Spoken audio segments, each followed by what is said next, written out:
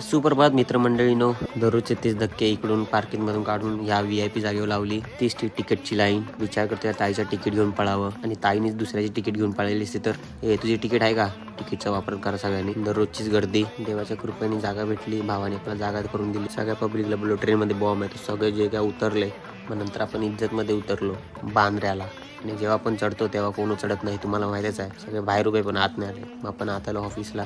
नवीन सरांचं आगमन. 2 पोरी नवीन काय आलं, पोरं बघ किती मन लावून कामं करतात. नवीन सर आपल्या पण लॅपटॉपला वैतागले. आपली एंट्री होणार तर कोण बघणार नाही, असं होणार कसं? इतना हँडसम हूँ क्या मैं माँ, अब मुझे टुकरू डुकरू देखते हैं. आपण इग्नोर करून गेलो. जेवणाचा हिस्सा घेतला. त्या गर्दीचा मला त्रास होत होता म्हणून 2 बॉडीगार्ड आपल्या पुढे दरवेळेस असतात. आपल्याला कोण धक्का पण नाही लावणार तर. ऑफिसमध्ये आलो. भावाचा उंदीर खराब झालेला. उंदीर म्हणजे माऊस. आज आपण नाला सोपळा जातो. 7 रस्त्याला जातो. त्याला 7 रस्ते बोलून माहितच नाही. तुला 10 रस्त्याचं तिकीट दे. मग 10 रस्त्याचं तिकीट घेतलं. गर्दीपासून परत बचावसाठी आपण पोलिसांना हॅरळ